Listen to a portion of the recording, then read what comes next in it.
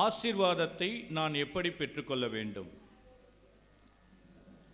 ஆசீர்வாதத்தை நான் எப்படி பெற்றுக்கொள்ள வேண்டும்? இதுதான் இன்றைக்கி நம்ம தியானிக்க போகிறோம். ஆசீர்வாதம் எல்லாருக்கும் வேணும் இல்லையா? வேணுமா வேணாமா? சரி, எவ்வளோ ஆசீர்வாதம் வேணும்? நிறையா வேணும். நிறையா ஆசீர்வாதம் நமக்கு வேணும் இல்லையா? ஆண்டவர் விவிலியத்தில் ஆசீர்வாதத்தை குறித்து என்னென்ன சொல்லியிருக்காருன்னு நம்ம பார்ப்போம். திருப்பாடல்கள் 128:5. திருப்பாடல் 128:5.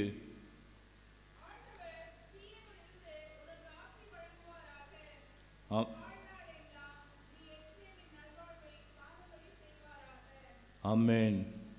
ஆண்டவர் சீயோனில் இருந்து உனக்கு ஆசி வழங்குவாராக. இது நம்ம எல்லார் வீட்லையும் நம்ம பார்த்துருப்போம். ஆண்டவர் சீயோனிலிருந்து உன்னை ஆசீர்வதிக்கிறார். இது எல்லா இடத்துலையும் பார்த்தீங்கன்னா எல்லார் வீடுகள்லையும் நம்ம எழுதி வச்சுருப்போம். அடுத்தது எண்ணிக்கை நூல் 24:1. ஒரே நிமிஷம். நமக்கு ஒரு காரியம் பிடிக்குது அப்படின்னா நம்ம என்ன பண்ணுவோம்? இந்த காரியம் எனக்கு பிடிக்குது, எனக்கு விளையாட பிடிக்கும், எனக்கு கோயிலுக்கு போகிறது பிடிக்கும் இல்லையா, என் பேர பிள்ளைங்களோட கொஞ்சிக்கிட்டு இருக்கிறது பிடிக்கும் அப்படின்னா நம்ம என்ன பண்ணுவோம்? நமக்கு ஒரு காரியம் பிடிக்குதுன்னா என்ன செய்வோம்? அந்த காரியத்தை தொடர்ந்து செஞ்சுக்கிட்டே இருப்போம் இல்லையா? அந்த காரியத்தை நிப்பாட்ட மாட்டோம். ஏன்னா எனக்கு அது பிடிச்சிருக்கு. அந்த காரியத்தை செய்யும்போது நான் சந்தோஷமாகிறேன் இல்லையா? அப்போ அந்த காரியத்தை நான் திருப்பி திருப்பி செய்வேன். அப்படி தானே? எண்ணிக்கை நூல் 24:1. இஸ்ரவேலுக்கு ஆசி கூறுவதே ஆண்டவருக்கு விருப்பம். அப்போ நம்ம எல்லாம் புதிய இஸ்ரவேலர்கள் இல்லையா? அப்போ ஆண்டவருக்கு நமக்கு ஆசி கூறுறது தான் அவருக்கு விருப்பம். நம்மளை கூப்பிட்டு அவர் ஆசீர்வதிக்க தான் அவர் என்ன பண்ணுறாரு? விரும்புகிறார். லேவியர் 26:9. லேவியர் 26:9. நான் உங்களுக்கு கருணை கண் காட்டி உங்களை பலுகவும் பெருகவும் செய்து உங்களிடமிருந்து என் உடன்படிக்கையை நிலைப்படுத்துவேன். நம்மோடு கூட ஆசீர்வதித்து பெருக செய்து தன்னுடைய உடன்படிக்கையை நிலைநிறுத்துவேன் ஆண்டவர் சொல்றார். எபிரேயர் 6:14. எபிரேயர் 6:14.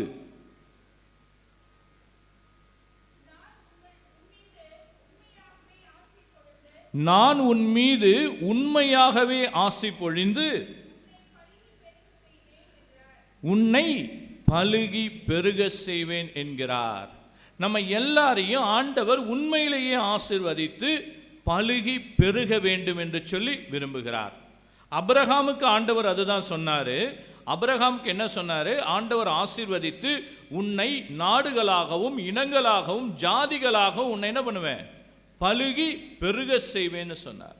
ஆதாமை இந்த உலகத்தில் படைச்சதுக்கு அப்புறம் ஏதேன் தோட்டத்தில் கொண்டு போய் வச்சுட்டு நீங்கள் பலுகி பெருகி இந்த பூமியை நிரப்புங்கள் அப்படின்னு சொன்னார். யாக்கோபு 1:5. யாக்கோபு 1:5.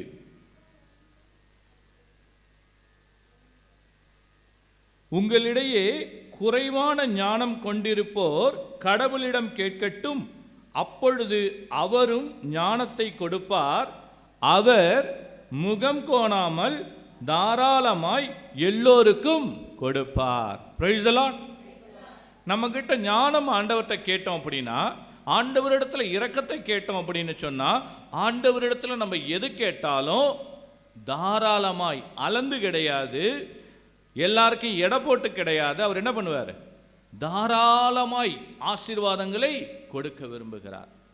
அவர் எந்த அளவுக்கு தாராளமாக கொடுப்பார் அப்படின்னா, தன்னுடைய ஒரே மகனை நமக்காக கல்வாரி சிலுவையில் பாடுகள் பட்டு ரத்தம் சிந்தி மறிக்கும் அளவுக்கு ஆண்டவர் நம்மை அன்பு கூர்ந்து ஆசீர்வதிக்க காத்திருக்கிறார். மத்தேயு 7:7-8. கேளுங்கள் உங்களுக்கு கொடுக்கப்படும், தேடுங்கள் நீங்கள் கண்டடைவீர்கள், தட்டுங்கள் உங்களுக்கு திறக்கப்படும். இது நம்ம எல்லாரும் நிறைய தடவை கேட்டிருக்கோம் இல்லையா? பாட்டு கூட இருக்கு, கேளுங்கள் தரப்படும், தட்டுங்கள் திறக்கப்படும், தேடுங்கள் கிடைக்கும் என்றார். எல்லாருக்கும் தெரிஞ்ச பாட்டு அது. இந்த வசனம் நம்ம எப்போதுமே எல்லா ஜெபத்திலையும் நம்ம சொல்லி கேட்கறது தான். 8வது வசனம், ஏனெனில் கேட்போர் எல்லோரும் பெற்றுக்கொள்கின்றனர், தேடுவோர் கண்டடைகின்றனர், தட்டுவோருக்கு திறக்கப்படும். ஆண்டவர் தேடுகிற எல்லோரும் பெற்றுக்கொள்கின்றனர், கேட்கிற எல்லோரும் பெற்றுக்கொள்கின்றனர், தேடுகிற எல்லோரும் கண்டடைகின்றனர், தட்டுவோருக்கு எல்லோருக்கும் திறக்கப்படுகிறது. எல்லாருக்கும் அப்படின்னா ஆண்டவருக்கு எல்லாரும் ஒண்ணுதான். அப்ப நான் ஜெபிக்கும் பொழுது ஏன் எனக்கு கிடைக்க மாட்டேங்குது? ஆண்டவர் ஒருவேளை நீங்க கேளுங்க, நீங்க ஜெபம் பண்ணுங்க, எனக்கு பிரியமா இருந்ததுன்னா ஒருவேளை நான் தரேன். நம்ம யார்ட்டையாவது போய் ஒருத்தவங்ககிட்ட கேட்கறோம்னா என்ன பண்ணுவாங்க? என்னால் முடிஞ்சா நான் செய்கிறேன் பிரதர், முடிஞ்சதுன்னா நான் கொடுக்குறேன், இல்லை என்னால் இப்போ முடியாது சொல்கிறாங்களா இல்லையா? ஆனால் ஆண்டவர் சொல்கிறாரு, கேட்கிற எல்லோரும் பெற்றுக்கொள்கின்றனர்.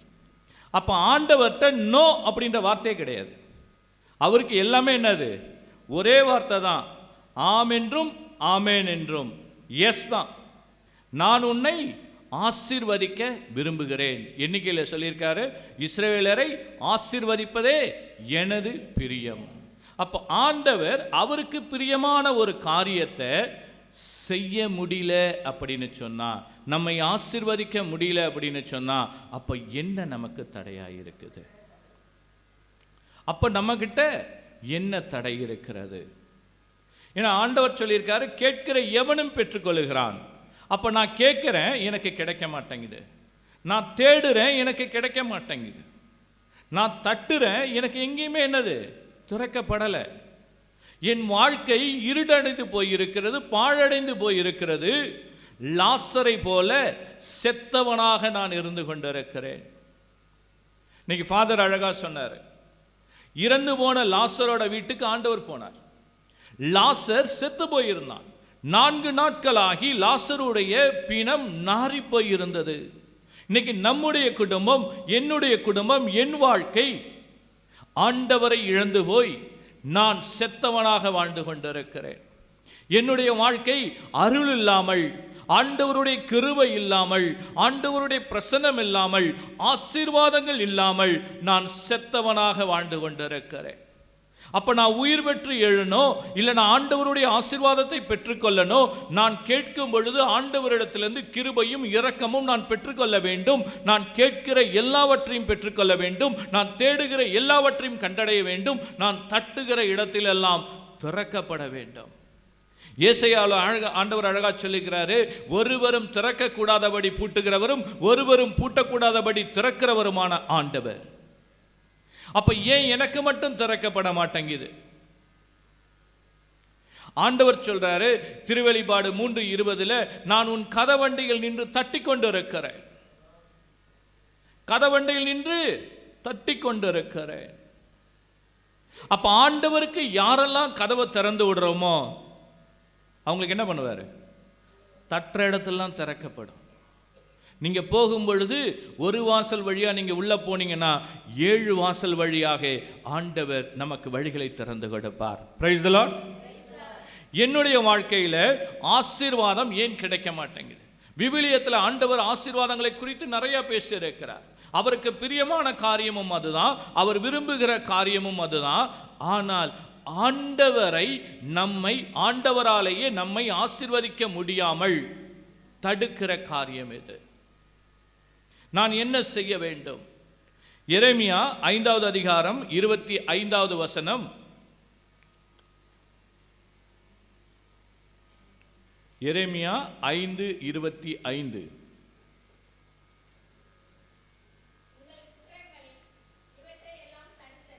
உங்கள் குற்றங்கள் இவற்றையெல்லாம் தடுத்தன,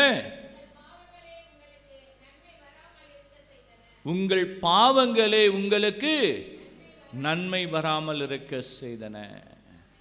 என்னுடைய வாழ்க்கையில என்னுடைய குற்றங்கள் ஆண்டவருடைய கரம் நம்மை ஆசீர்வதிக்க முடியாதபடி தடை செய்கிறது. என்னுடைய பாவ அக்கிரமங்கள் நன்மை வராமல் தடுக்கின்றன.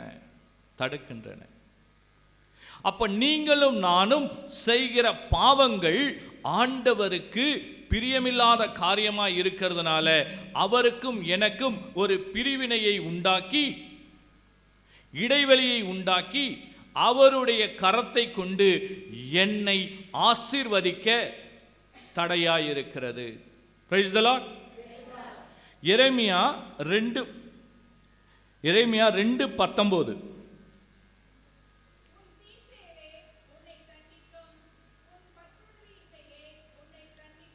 ஆமென். உன் தீச்செயலே உன்னை தண்டிக்கும், உன் பற்றுறுதியின்மையே உன்னை கண்டிக்கும். நாம் செய்கிற தீச்செயல்கள் ஆண்டவரிடத்திலிருந்து நம்மை பிளவுபடுத்திவிடும். அவருடைய காரியங்களிலிருந்து நம்மை விலகச் செய்துவிடும். அவரோடு கூட நடக்கிற நம்முடைய வாழ்க்கை நம்மை வேறுபடுத்திவிடும். அப்ப நீங்களோ நானோ ஆண்டவருக்கு பிரியமில்லாதவர்களாக, எப்படி அந்த ஊதாரி மைந்தன் தன்னுடைய தகப்பனை விட்டு போன பொழுது தகப்பன் அதே சொத்து சுகத்தோட நல்லா தான் இருந்தார் இல்லையா? அதனால தான் அவன் திரும்பி வந்த உடனே ஊரெல்லாம் கூப்பிட்டு விருந்து வைக்க அவரால் முடிஞ்சது. ஆனால் அந்த போனவன் என்ன பண்ணான்? எல்லாத்தையும் இழந்து போய் பன்றிகளுக்கு கிடைக்கிற உணவாவது எனக்கு கிடைக்குமான்னு சொல்லி பன்றி மேய்க்கிற வேலைக்கு போய் அந்த பன்னி குழியில் உட்கார்ந்து இருக்கும்போது தான் அவனுக்கு என்னாச்சு? அப்பாவோட அன்பு தெரிஞ்சது. இன்னைக்கு நம்மலாம் எங்க உட்கார்ந்து இருக்கிறோம்?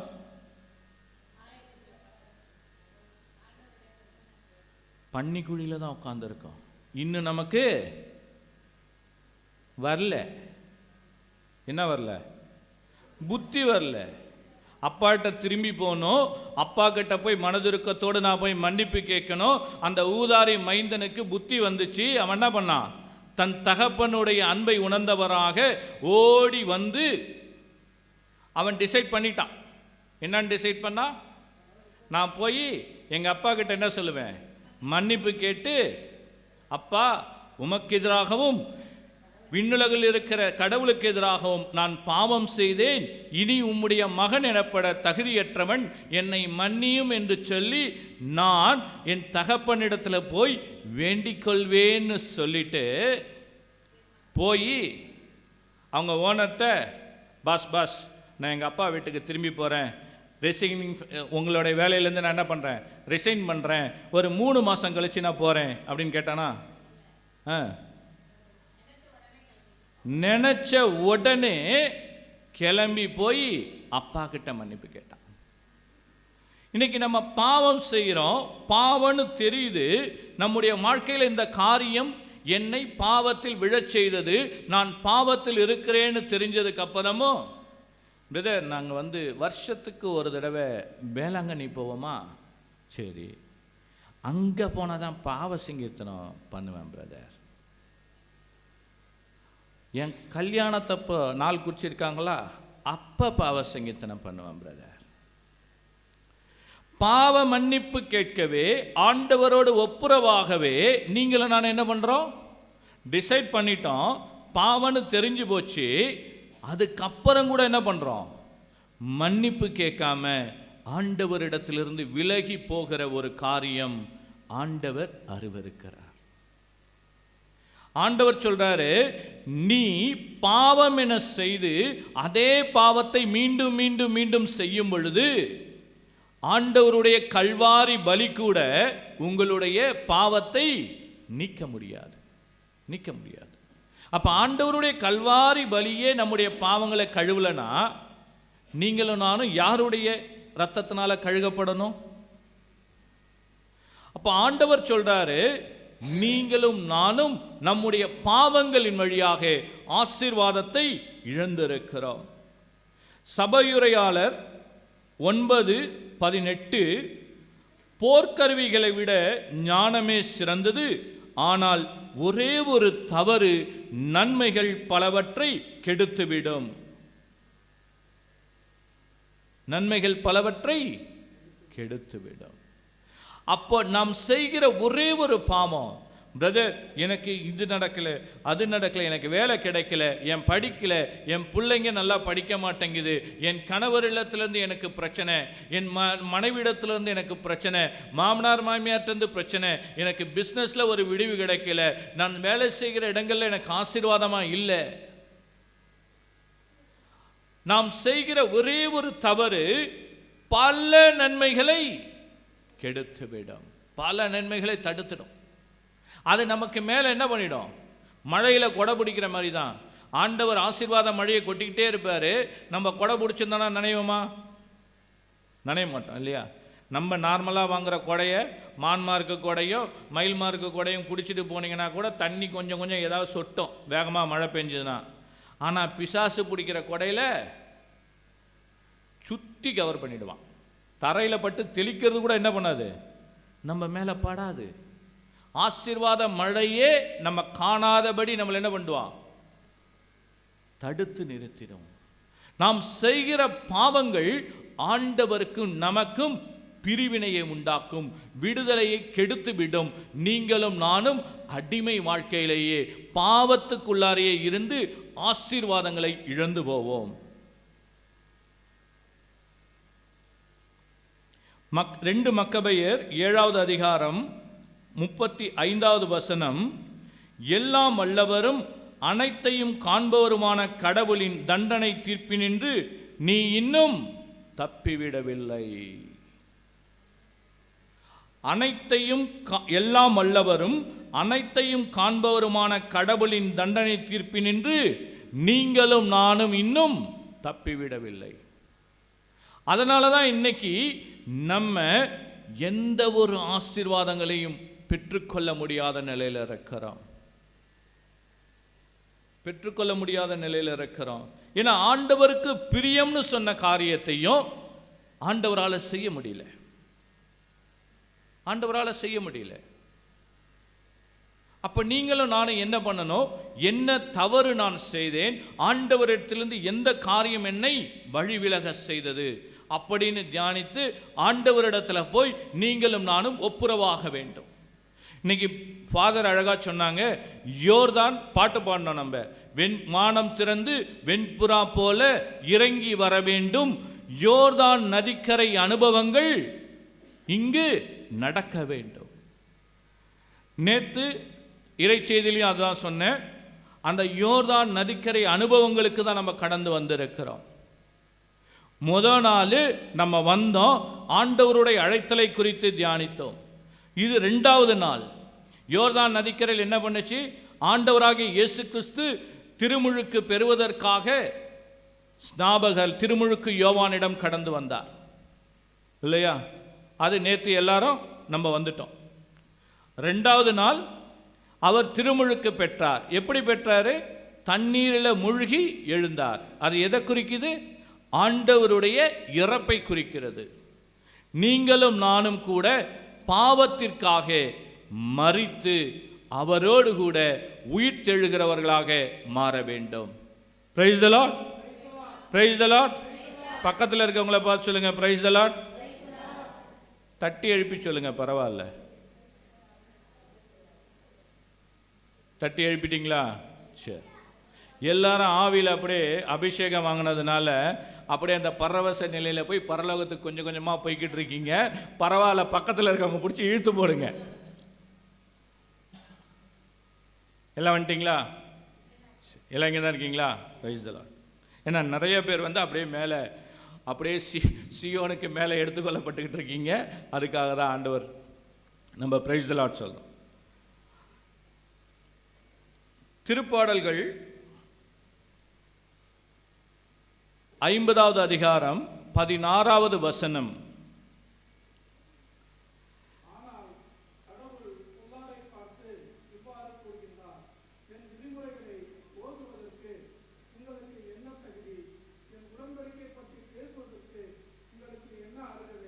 Praise the Lord. என் விதிமுறைகளை ஓதுவதற்கு உங்களுக்கு என்ன தகுதி? என் உடன்படிக்கை பற்றி பேசுவதற்கு உங்களுக்கு என்ன அருகதை? அருகதை. அப்போ ஆண்டவருடைய உடன்படிக்கை பற்றி பேசணும் அப்படின்னு சொன்னாலே அதற்கு நீங்களும் நானும் தகுதி உள்ளவர்களாக இருக்க வேண்டும். நேற்றைய நாளில் ஆபிரகாமோடு ஆண்டவர் செய்து கொண்ட உடன்படிக்கையை பற்றி பார்த்தோம். எரேமியாவில் ஆண்டவர் செய்த புதிய உடன்படிக்கை பற்றி பார்த்தோம். அந்த புதிய உடன்படிக்கையில் ஆண்டவர் சொல்றாரு, என்னுடைய திருச்சட்டத்தை உன்னுடைய உள்ளத்திலும் இதயத்திலும் எழுதி வைப்பேன். அப்ப ஆண்டவரோடு கூட தங்குகிற அனுபவம் உடன்படிக்கைனா அதுதான். என் உடன்படிக்கை பற்றி பேசுவதற்கு உனக்கு என்ன தகுதி? அப்ப நீங்களும் நானும் ஆண்டவருடைய உடன்படிக்கையை பற்றி பேசுவதற்கும் சிந்திப்பதற்கும் தகுதியற்றவர்களாக இருக்கிறோம். தகுதியற்றவர்களாக இருக்கிறோம். எரேமியா 2வது அதிகாரம் 17வது வசனத்தில் ஆண்டவர் சொல்றாரு, உன் கடவுளாகிய ஆண்டவர் உன்னை வழிநடத்தி செல்லும் பொழுதே அவரை நீ புறக்கணித்ததால் அன்றோ இதை உனக்கு வருவித்துக் கொண்டாய். ஆண்டவரோடு கூட நடந்து போகும் பொழுதே, அவர் கரம் பிடித்து நம்மை நடத்தி கொண்டு போகும் பொழுதே நம்ம என்ன பண்ணோம்? அவரை புறக்கணித்துட்டு அவருடைய பேச்சை கேட்காம அவரை கையை விட்டுட்டு நீங்களும் நானும் ஓடி போனோம். அவரை புறக்கணித்து சென்றதுனால தான் இன்னைக்கு இந்த தண்டனையை நாம் எந்த சூழ்நிலையில் இருக்கிறோமோ, என்ன கவலை கண்ணீரோடு இருக்கிறோமோ, எந்த வேதனையோடு இருக்கிறோமோ, எந்த மனப்போராட்டத்தோடு இருக்கிறோமோ, எந்த கஷ்டத்தோடு இருக்கிறோமோ, எல்லாத்தையும் நீங்களும் நானும் விலை கொடுத்து வாங்கி இருக்கிறோம். என்ன விலை கொடுத்தோம்? அப்பாவோட கையை உதறிட்டு ஓடி போனதுதான். ஊதாரி மைந்தன் சொத்தை பிரிச்சுட்டு ஓடி போனான். அப்பாவோட கையை விட்டுட்டு ஓடி போனான். இன்னைக்கு நீங்களும் நானும் என்ன பண்ணிட்டோம்? விண்ணக தந்தையின் ஆண்டவராகிய இயேசு கிறிஸ்துவுடைய கையை விட்டுட்டு ஓடி போனோம். அதனால நீங்களும் நானும் எல்லா தீமைகளையும் விலை கொடுத்து வாங்கி இருக்கிறோம். Praise the Lord. எத்தனை பேர் விலை கொடுத்து வாங்கியிருக்கீங்க? என்னது எல்லாரும் சந்தோஷமா இருக்கீங்க? ஆசீர்வதிக்கப்பட்டிருக்கீங்களா? எல்லாரும் வாங்கி இருக்கிறோம். இன்னும் நிறைய பேர் பாருங்க உள்ள எல்லாமே வெளில போய் வாங்க போயிருக்காங்க. Praise the Lord. அடுத்த வசனம் 17 படிங்க. 50:17.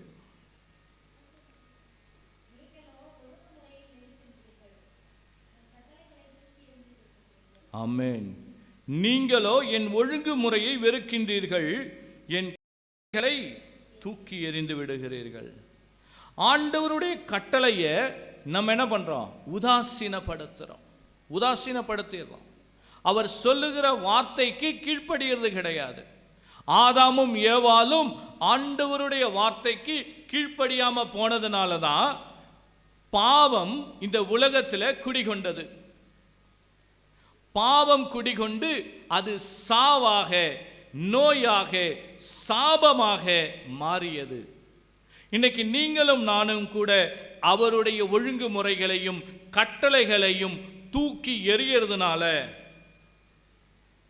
இன்னைக்கு நம்முடைய வாழ்க்கையில் இருக்கிற எல்லா கஷ்டங்களும், கவலைகளும், வேதனைகளும் நம்மளாம் என்ன பண்றோம்? வாங்கன்னு கூப்பிட்டு நடு வீட்டில் உட்கார வச்சிருக்கோம். திருப்பாடல் ஆசிரியர் சொல்றாரு, 1:1 இல்ல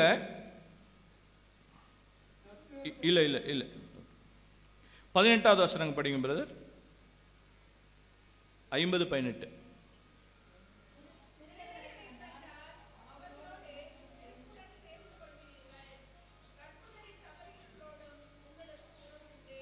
ஆமென். மியூட்ல போடுங்கம்மா. Praise the Lord. மொபைல் எல்லாமே கொஞ்சம் சைலண்ட்ல போடுங்க. வைப்ரேஷன் ஆச்சுன்னா வெளியில போய் போடுங்க. அர்ஜென்ட்டா இருந்ததுன்னா போய் பேசுங்க. திருடர்களை கண்டால் அவர்களோடு விருப்புடன் சேர்ந்து கொள்கிறீர்கள், கற்பு நெறி தவறியவர்களோடும் உங்களுக்கு உறவு உண்டு. திருடர்களை கண்டாக்கா போய் என்ன பண்ணிடுறோம்? உக்காந்து பேசுகிறோம். இன்னைக்கு எங்கே போய் நம்ம உட்காந்தாலும், எந்த சபையில் போனாலும், ஆண்டவருக்கு அருவருப்பான காரியங்கள் செய்கிறவர்களோடும் நம்ம என்ன பண்ணுறோம்? போய் சரிசமமாக உட்காந்து அவர்களோடு கூட உறவை வைத்துக் கொள்ளுகிறோம். இருளின் மனிதர்களோடு ஒளியின் மனிதர்களுக்கு என்ன வேலைன்னு ஆண்டவர் கேட்கிறார். அப்ப இருளில் இருக்கிறவனோடு நம்ம போய் சேரும் பொழுது ஒளியின் மனிதரை என்ன ஆயிடுவோம்? இருளின் மனிதர்களாக மாற்றப்பட்டு விடுவோம். நம்ம ஊர்ல ஒரு பழமொழி சொல்லுவாங்க தெரியுமா? பூவோட சேர்ந்த நாரும் வணக்கம். அப்ப இன்னொன்னு சொல்லுவாங்க, கன்றோட சேர்ந்த பன்றியோட சேர்ந்த கன்றும். அந்த மாதிரி தான் ஆண்டவர் சொல்றாரு, அந்த மாதிரி இருக்கவங்களோட சேராதீங்க. அப்ப இருளின் மனிதர்களுக்கும் ஒளியின் மனிதர்களுக்கும் நடுவில் இடைவெளி இருக்கணும். அந்நிய விக்கிரகங்களை வணங்குறவனும் அந்நிய விக்கிரகங்கள குடும்பங்களில் அந்நிய விக்கிரகங்களோடு வாழ்கிறவர்களோடு கூட நமக்கும் இடைவெளி இருக்க வேண்டும். இன்னைக்கு எல்லாமே நம்ம போய் அவங்க நடுவில் உட்காரும் பொழுது அவர்களோடு கூட சேர்ந்து நாமும் அவர்கள் செய்கிற காரியங்களை செய்து பாவத்தையும் சாபத்தையும் நம்ம என்ன பண்ணிக்கிறோம்? வாங்கிக்கிறோம். ஆண்டவர் இன்னைக்கு நம்மை நோக்கி அறைகூவல் விடுக்கிறார். மகனே மகளே, என்னிடத்தில் திரும்பி வா, என் ஆசீர்வாதங்களை பெற்றுக்கொள். இன்னைக்கு ஆண்டவருடைய வார்த்தையை கேட்டுக்கொண்டிருக்கிற நம்ம எல்லோருக்கும் ஆண்டவர் சொல்றது அதுதான். இருளின் மனிதர்களோடு நமக்கு தொடர்பு இல்லை. திருப்பாடல்கள் 50:19.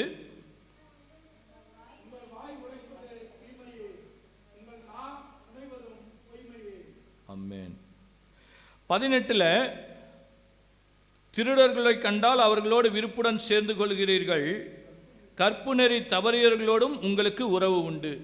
திருப்பாடல் 1:1 ஆண்டவர் அழகா சொல்றாரு, தாவீது ராஜா, நற்பேறு பெற்றவர் யார்?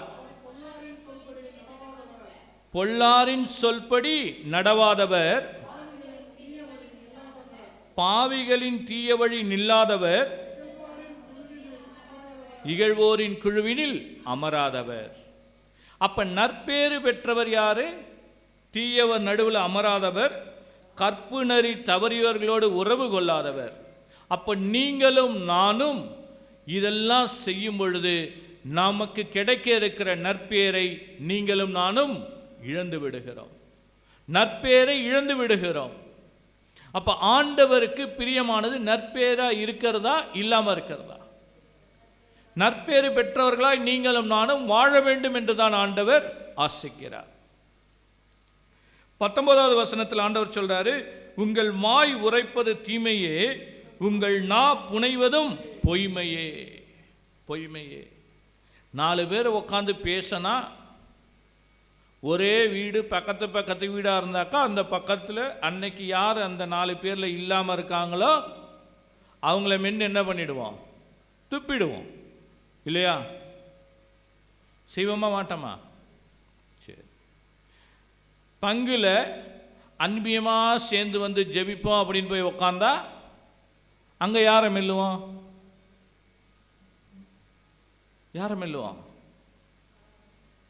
வராதவங்கள இல்லை. பங்கு சாமியார் சிஸ்டரு இல்லையா? அப்போ நம்ம எல்லாம் சேரும்போது என்ன பண்ணுவோம்? ஏன்னா எல்லாருக்கும் தெரிஞ்ச ஒரு ஆள் அவர் தானே. அன்பியன்னு சொன்னால் எல்லாருக்கும் தெரிஞ்ச ஒரே ஆள் யார்? சாமியார். அப்போ சாமியாரை யாருன்னு கிழிச்சு என்ன பண்ணுவோம்? அங்கேயே முடிச்சிடுவோம். செய்வோமா மாட்டோமா? எத்தனை பேர் நான் சாமியாரை பற்றி தப்பாக பேசினதில்லை அப்படின்றவங்க யாராவது இருந்தால் கை தூக்குங்க. எவ்வளோ நாளா? ஆரம்பத்துலேருந்தே பேசலையா? இல்லை இப்போ இங்கே பூண்டி வந்ததுக்கப்புறம் எங்கள் பங்கு வேற, யாருக்கும் தெரியாது, அதனால் நான் பேசலைன்னு சொல்கிறீங்களா? ஆரம்பத்துலேருந்தே பேசலை. Praise the Lord. நம்ம இந்த மாதிரி பேசும் பொழுது திருச்சபையை குறித்தும் குருக்களை குறித்தும் கன்னியர்களை குறித்தும் நம்ம பேசுகிறோம். பின்னாடி நம்ம பிள்ளைங்க வந்து வளர்ந்ததுக்கப்புறம் ஒரு 15 வயசு 16 வயசு ஆனதுக்கப்புறம், பிரதர் என் பிள்ளைய கோயிலுக்கு வான்னு சொன்னால் வரவே மாட்டேங்கிறான், பூச்சைக்கு வானா வரமாட்டேங்கிறான், பாவச்சங்கீத்தனை போய் செய்டானா செய்ய மாட்டேங்கிறான். அது யாருடைய தப்பு? நீங்கள் குருவானவரை பற்றி பேசுகிற எல்லாத்தையும் கேட்டு வளர்ற அந்த பையன் என்ன பண்ணுவான்? சாமியானாலே இப்படி தான் இருப்பாங்க போல இருக்கு, இவன்கிட்ட போய் எவன் பாவச்சங்கீத்தனை பண்ணுவான்?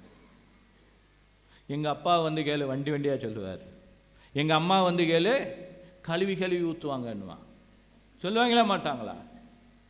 ஆமாம் தானே? அதுக்கப்புறம் வந்து என் பையன் கோயிலுக்கு வரலை, என் பையன் பூசைக்கு வர மாட்டேங்கிறான், அதுவும் நம்ம தான் சொல்கிறோம் இல்லையா? அப்போ குருக்களையும் கன்னியர்களையும் பற்றி நம்ம என்ன பண்ணுறோம்?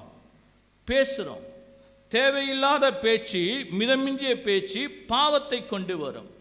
மத்தேயு 5வது அதிகாரம் 37வது வசனம்.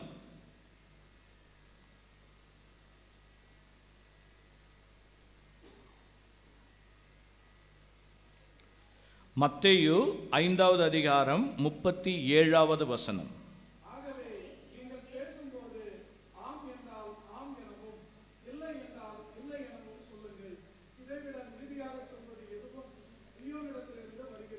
ஆமென். இதைவிட மிகுதியாக பேசுவது எதுவும் தீயோனிடமிருந்து வருகிறது. அப்போ நம்ம ஆம் அப்படின்னா ஆம், இல்லை என்றால் இல்லை. இதேமாதிரி நம்ம பேசணுன்னாக்கா பிரச்சனை வருமா? தேவைக்கு மிகுதியாக பேசின ஒரு ஆள் பைபிளில் இருக்குது, பாப்பமா. லூக்கா 15 அந்த ஊதாரி மைந்தன் கதையில் யார் அதிகமாக பேசினது? தெரியாதா? யார் பேசினா? அண்ணன் பேசினானா? அண்ணன் தேவைக்கு அதிகமாக எதுவும் பேசலையே, அவன் நல்லவன்.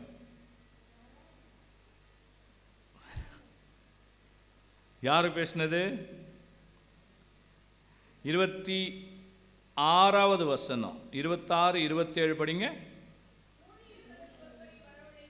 ஊழியன் ஒருவரை வரவழைத்து, இதெல்லாம் என்ன, என்னத்தை என்னன்னு கேட்குறாரு. அங்கே கொண்டாட்டம் நடக்குது, வரும்பொழுதே சத்தம் கேட்குது, பாட்டு சத்தம் கேட்குது, மேலே சத்தம் கேட்குது, விருந்து வாசனை, பிரியாணி வாசனை திருமணம் வரைக்கும் வருது. அப்போ என்ன பண்ணுறாரு? வந்துட்டு, ஏன்பா அப்படியெல்லாம் கொண்டாடிக்கிட்டு இருக்கீங்க என்னன்னு வேலைக்காரன் ஒருத்தனை வர சொல்லி கேட்குறார்.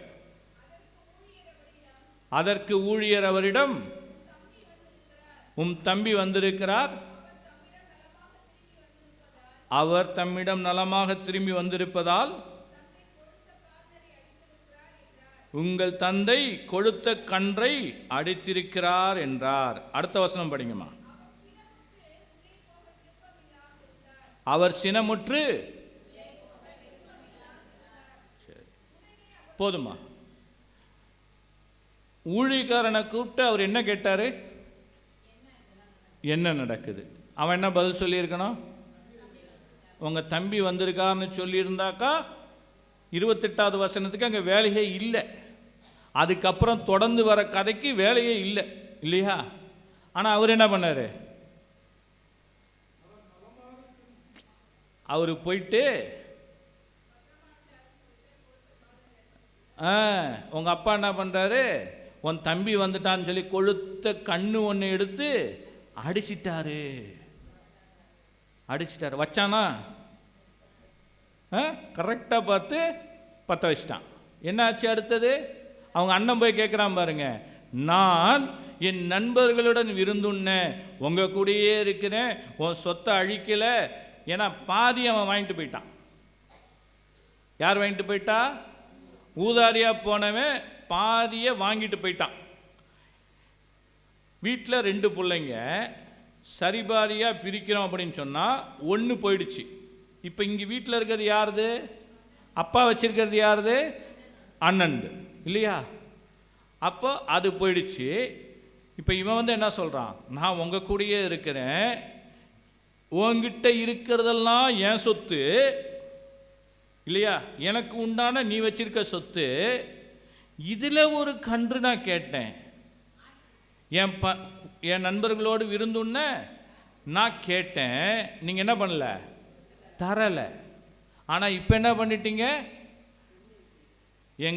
என் தம்பி வந்த உடனே எல்லாத்தையும் அழிச்சிட்டு சொத்தெல்லாம் நாசமாக்கிட்டு உன் பேரெல்லாம் கெடுத்து குட்டி சோறாக்கிட்டு இன்னைக்கு திரும்பி வந்திருக்கான்.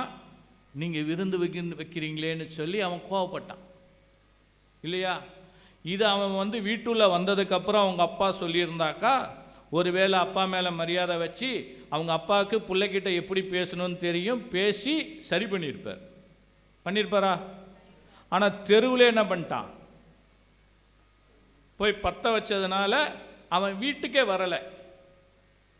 அவங்க அப்பா மேலேயும் கோச்சிக்கிட்டான். அடுத்தது அவங்க அப்பா கிட்ட என்ன சொல்கிறான் பாருங்க.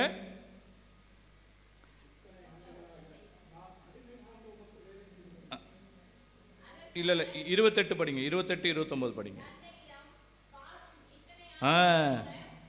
தந்தையிடம் இல்லை தந்தையிடம் பாரும். அப்பா நீங்கள் ஏன்பா பண்ணீங்கன்னு கேட்கல, அந்த அப்பான்றதே கட் பண்ணிட்டான். மூணாவது மனுஷத்தை போகிற மாதிரி, ஏன் இதை இங்கே வச்சிருக்க, ஏன் இப்படி செய்கிற கேட்குறோம்ல, அந்த மாதிரி கேட்குறான் பாருங்க. பாரும், இத்தனை ஆண்டுகளாக நான் உங்களோடு இருக்கிறேன், எனக்கு தரலை. அடிமை மாதிரி நான் வேலை செஞ்சேன், எனக்கு தரலை. அப்போ அப்பாவுக்கும் மகனுக்கும் இருக்கிற அந்த உறவே கெட்டு போச்சு இல்லையா? அப்போ நம்ம பேசுகிற வார்த்தைகள் ஆம் என்றால் ஆம் என்றும், இல்லை என்றால் இல்லை என்றும் இருக்கணும். அதுக்கு மேலே போகிறது எல்லாமே யார்கிட்ட வருது? தீயோனிடம் இருந்து வருகிறது. அப்போ தீயோனுக்கு என்ன செய்வான்? இஸ்ரவேலை ஆசீர்வதிப்பதே என்னுடைய பிரியம்னு ஆண்டவர் சொல்றாரு. அப்போ சாத்தானுக்கு என்ன பிடிக்கும்? ஆப்போசிட் தானே பிடிக்கும் இல்லையா? ஆண்டவர் என்ன செய்யணும்னு நினைக்கிறாரோ அது செய்யாமல் இருக்க தானே சாத்தானோட வேலை. புரியுதலா? இப்போ நீங்களாம் பாருங்கள், இங்கே உட்காரணும், ஆண்டவருடைய வார்த்தையை கேட்கணும்னு சொல்கிறது யாருடைய விருப்பம்? ஆண்டவருடைய விருப்பம். அப்படியே கண்ணை மூடி பொறுமையாக தூங்குன்னு சொல்கிறது யாருடைய விருப்பம்? இப்போ நீங்களாம் யாருடைய விருப்பத்தில் உட்காந்துருக்கீங்க? சரி, நிறையா பேர் எகெயின்ஸ்டாக உட்காந்துருக்கீங்க. Praise the Lord, praise the Lord. இப்போ நீங்களும் நானும் பேசுகிற வார்த்தைகளுக்கு ஆண்டவரிடத்தில் கணக்கு கொடுக்கணும். நீங்களும் நானும் என்ன பேசுகிறோன்னு சொல்லி ஆண்டவர் அவருடைய குறிப்பில் எல்லாத்தையும் என்ன பண்ணுவார்? எழுதி வைப்பார். இப்போ நிறைய நம்ம பேசிக்கிட்டே இருந்தோம்னு வச்சுக்கோங்களேன். இந்த ஒரு நோட்டில் எழுதணும், இப்படி ஒரு நோட் இருக்குது, நோட்டில் எழுதணும்னு வச்சுக்கோங்க. நான் தேவையில்லாத ஊருக்கதை உலகெல்லாம் பேசி அந்த நோட்டு முடிஞ்சு போச்சுன்னா அதுக்கப்புறம் நம்ம நல்லது செய்யும்போது எழுதுறதுக்கு நோட் இருக்காது. அப்போ என்ன பண்ணுறது? ரெக்கார்ட்லேயே வராது இல்லையா? அதனால் தேவை என்னவோ அதை மட்டும் என்ன பண்ணோம்? நம்ம பேசணும். திருப்பாடல்கள் 141:3 ஆண்டவரே என் நாவுக்கு காவல் வைத்தருளும், என் இதழ்களின் வாயிலில் காவலாளியை வைத்தருளும். தாவீது ராஜா அவ்வளோ பெரிய அரண்மனை வச்சிருந்தாரு. அவருடைய அரசு பெருசு, அரண்மனை இருந்தது, நாடு இருந்தது. ஆண்டவர்கிட்ட கேட்கும்போது, ஆண்டவரே என்னுடைய நாட்டை சுற்றி என்ன பண்ணுங்க, காவலாளியை வைங்கன்னு அவர் கேட்கல. என் அரண்மனையை சுற்றி எனக்கு காவலாளி வைங்கன்னு கேட்கல. என் வீட்டை சுற்றி காவலாளி வைங்கன்னு கேட்கல. அவர் என்ன கேட்டார்? என் நாவுக்கு காவலாளியை வையும், என் நாவுக்கு காவலாளியை வையும், என் இதழ்களின் வாயிலில் காவலாளியை வைத்தருளும். என் நாவுக்கு காவல் வைத்தருளும், என் இதழ்களின் வாயிலில் காவலாளியை வைத்தருளும். அப்போ அந்த வார்த்தை ஆண்டவருக்கு பிரியமில்லாத வார்த்தையாக இருந்தால் நாம் சொல்லுகிற வார்த்தை பிறரை காயப்படுத்துவதாக இருந்தால், நாம் பேசுகிற காரியம் பிறரை மன வருத்தப்பட வைக்கிறதா என்று சொன்னால், ஆண்டவருக்கு நீங்களும் நானும் கணக்கு கொடுக்க வேண்டும். Praise the Lord. நீதிமொழிகள் 13வது அதிகாரம் 3வது வசனம்.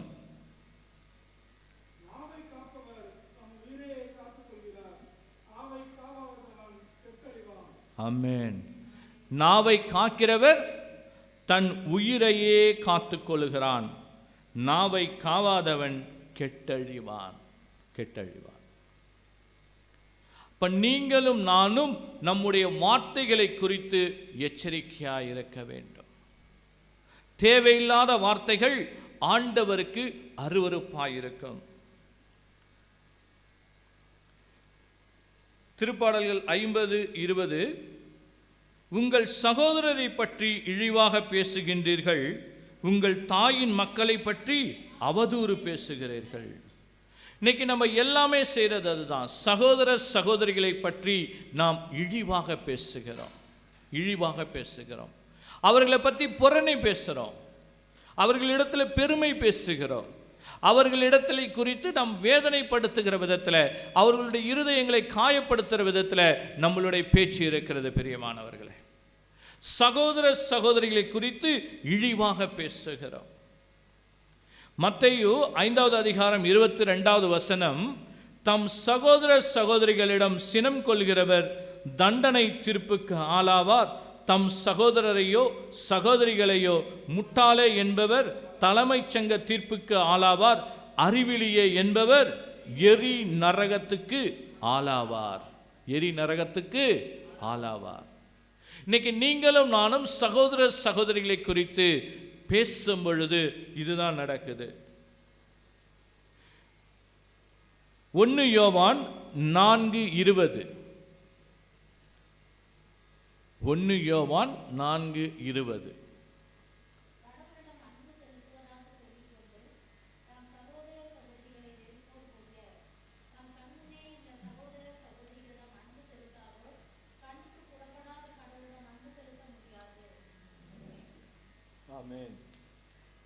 தன் சகோதர சகோதரிகளிடத்தில் அன்பு செலுத்த முடியாதவர் கண்களுக்கு புலப்படாத கடவுளை அன்பு செய்ய முடியாது. இன்னைக்கு நம்ம எல்லாரும் ஆண்டவர்கிட்ட சொல்றோம், ஆண்டவரே நான் உம்மை அன்பு செய்கிறேன். கொஞ்ச நேரத்துக்கு முன்னாடி நம்ம ஆராதனையில தான் சொன்னோம், ஆண்டவரே உம்மை அன்பு செய்கிறேன், உம்மை ஆராதிக்கிறேன், உம்மை வணங்குகிறேன், உம்மை போற்றுகிறேன், உம்மை புகழ்கிறேன், உம்மை துதிக்கிறேன், எல்லாம் சொன்னோம், எல்லாமே சொன்னோம். அவரை ஆராதித்தோம், அவரை அன்பு செய்கிறோம் என்று சொன்னோம். ஆனால் காணாத ஆண்டவரை நீங்களும் நானும் அன்பு செய்கிறோம் என்று சொல்லிக் கொள்கிறோம். ஆனால் காண கிடைக்கிற என்னுடைய சகோதர சகோதரிகளை என்ன பண்றோம்? அன்பு செய்யாமல் வெறுக்கிறோம். இது ஆண்டவருக்கு பிரியமில்லாத காரியம்.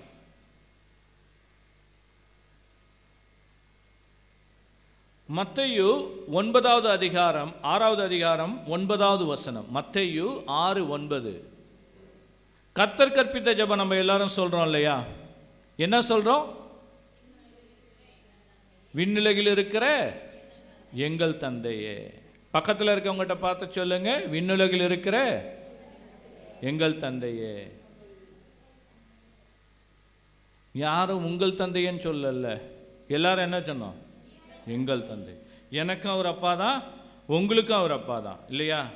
விண்ணுலகில் இருக்கிற எங்கள் நான் எங்கள் தந்தைன்னு சொல்லிட்டேன். என் பக்கத்தில் இருக்கவர் எங்கள் மாமாவேன்னு சொல்கிறோமா, எங்கள் தாத்தாவேன்னு சொல்கிறோமா? எல்லாருக்கும் அவர் அப்பா தான், எல்லாருக்கும் அப்பா தான். நாங்கள் அவர்லாம் யார்? நம்மளுக்கு நம்ம கூட இருக்கவங்களாம் யார்? இந்த உலகத்தில் நம்ம பார்க்குற எல்லாருமே சகோதர சகோதரிகள். ஆண்டவருடைய விண்ணக தந்தையின் பிள்ளையாக இருக்கிற எல்லாருமே சகோதரரும் சகோதரிகளும். பிரதர், நான் என் கூட பிறந்தவங்ககிட்டலாம் எந்த ஒரு கஷ்டமான வார்த்தையும் பேசுறதில்ல. எங்கள் கூட பிறப்பு நாங்கள் அண்ணன் தம்பிங்க 3 பேரும் ஒத்துமையாக இருப்போம் தெரியுமா? நாங்கள் யாரு கூடயும் எந்த பிரச்சனைக்கும் போக மாட்டோம். ஆனால் அந்த 3 பேர் எங்கள் வீட்டில் இருக்கவங்களா இருந்தால் நான் சந்தோஷமாக இருப்பேன். வெளியில் இருக்கிறவனை என்னுடைய சகோதரனாக நினைக்க மாட்டேன் என்று சொன்னால் நீங்களும் நானும் ஆண்டவருக்கு விரோதமாக இருக்கிறோம். ஆண்டவருக்கு விரோதமாக இருக்கிறோம். யோவான் 20வது அதிகாரம் 17வது வசனம். யோவான் 20:17.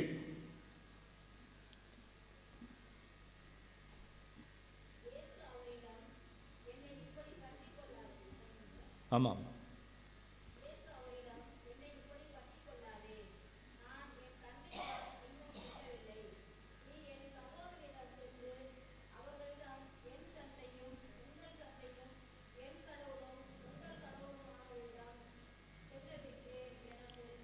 ஆமென். நான் என் தந்தையிடம் இன்னும் செல்லவில்லை.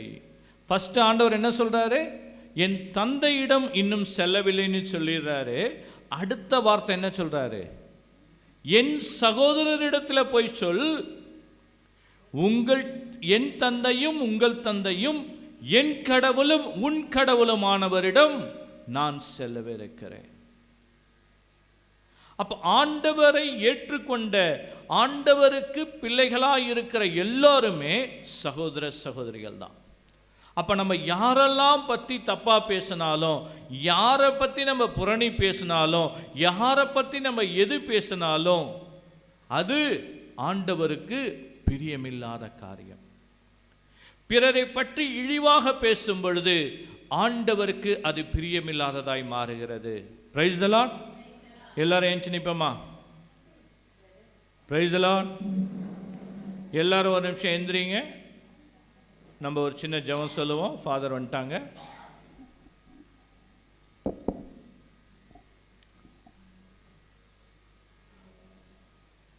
மகா பரிசுத்தமும் கிருபை நிறைந்த எங்கள் தகப்பனே, இதோ இந்த காலை வேளைக்காய் நன்றியோடு உம்மை துதிக்கிறோம் ஆண்டவரே.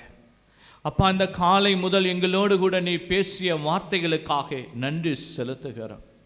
அப்பா, நல்ல நிலத்தில் விழுந்த விதையாக அப்பா உம்முடைய வார்த்தைகள் எங்களுடைய இருதயத்தில் தங்கி அது 100 பலன் கொடுக்கத்தக்கதாக அப்பா நீர் எங்களை மாற்றும்படியாக ஒப்புக்கொடுக்கிறோம்.